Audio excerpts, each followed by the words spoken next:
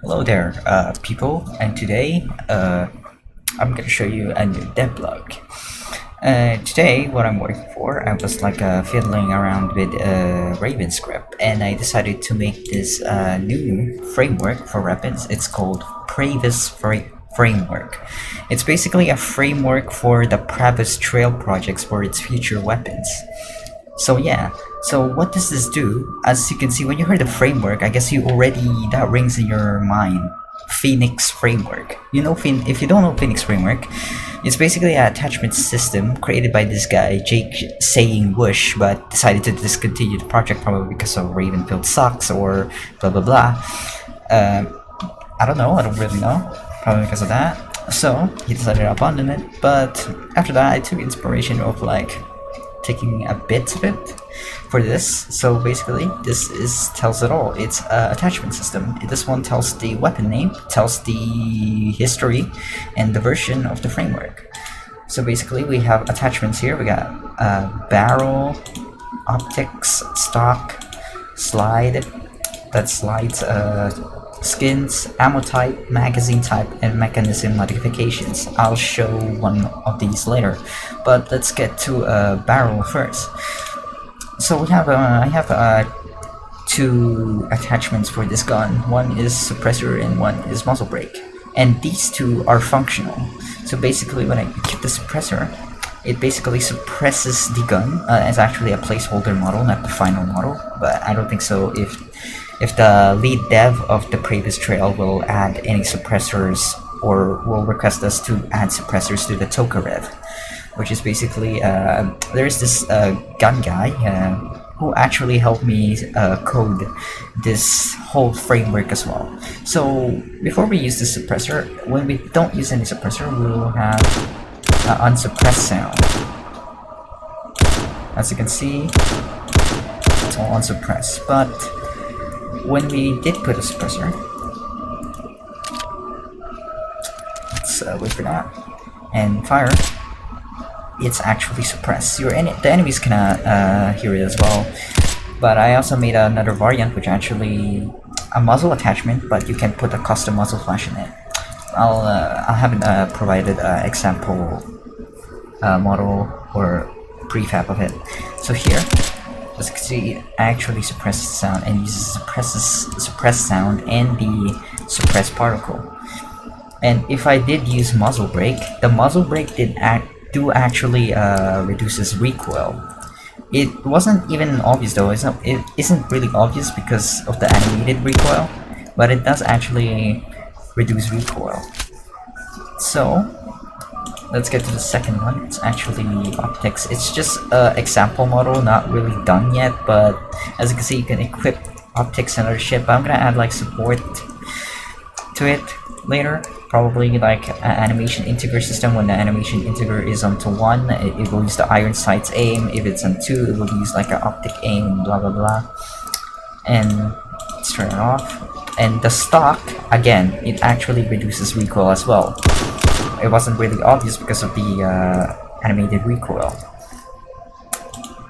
And that's pretty much what the stock does. And we have the slide. It's basically, I'm gonna rename this to body attachment soon. It's actually just a charm.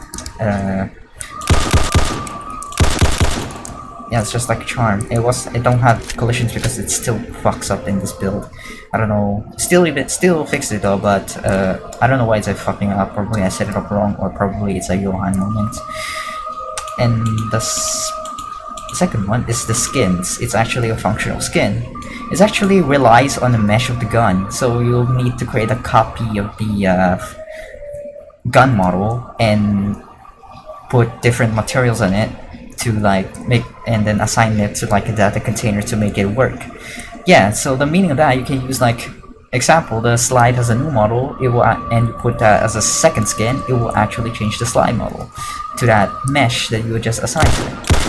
And yeah, and we can equip it and re-equip it, blah blah blah. And we have ammo type. It's basically ammo types. So we have explosive ammo. It's basically self-explanatory. It's explosive. It's actually just an AAA ammo. Yeah. We can destroy that prowler with this. Oh, speaking of that, I just interrupted the reload. It actually features a stage reload system. You can continue your reload progress when you like interrupted your reload in a mag out part.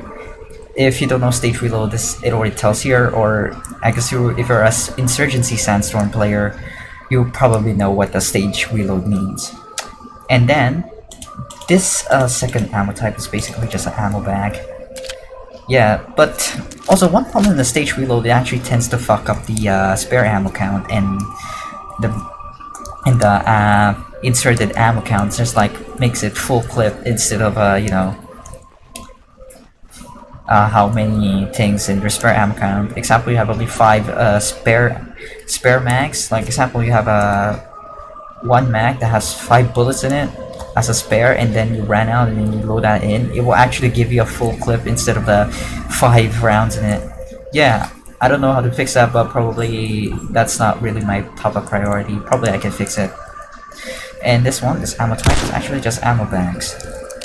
It's just a joke ammo type. And then let's get to the new. Oh yeah, actually when you change ammo types, it actually empties your mag to get the realism. And then the mag type is basically self-explanatory as well. It gives you different type of mag types. This one, extend mag. Again, this is functional. It actually empties your mag. You have to load that mag in again. And as you can see now, we have now 20 rounds in our gun. And we can fire it more extended.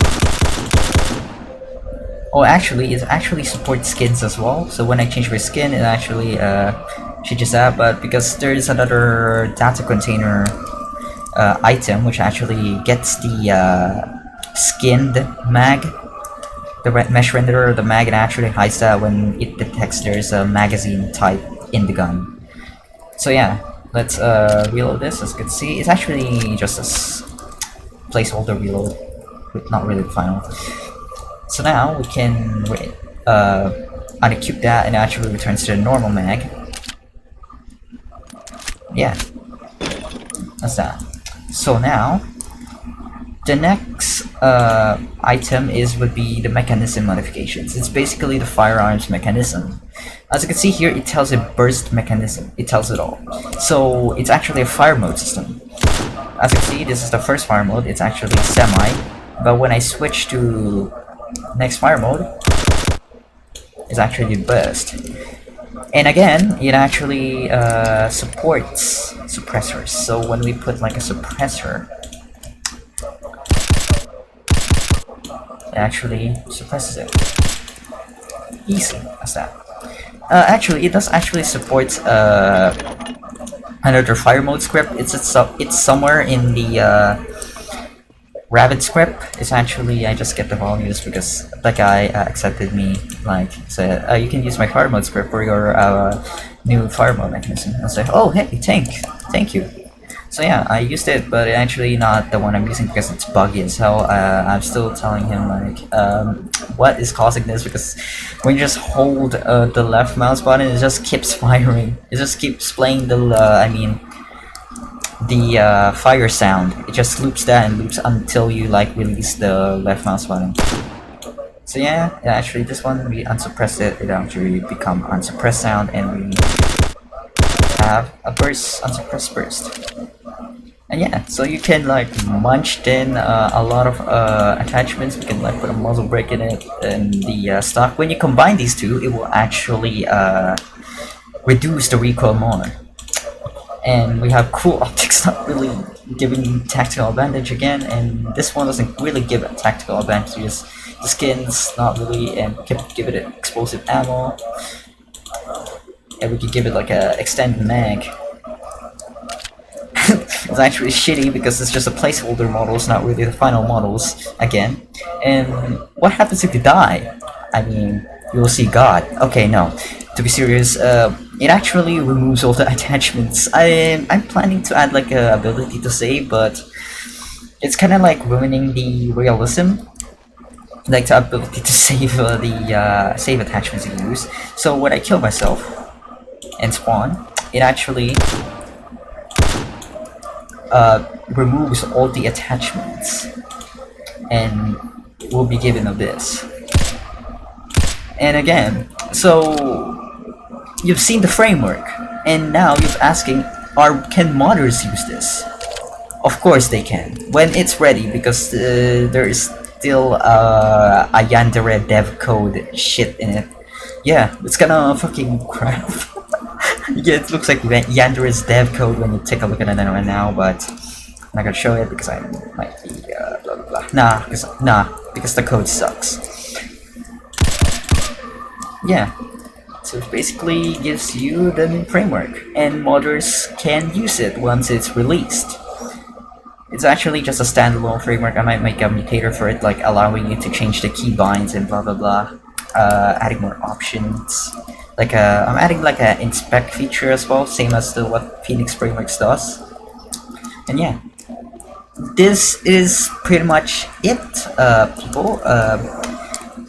Thank you for watching my shitty devlog, and hope to see you again in probably next year, or I don't know.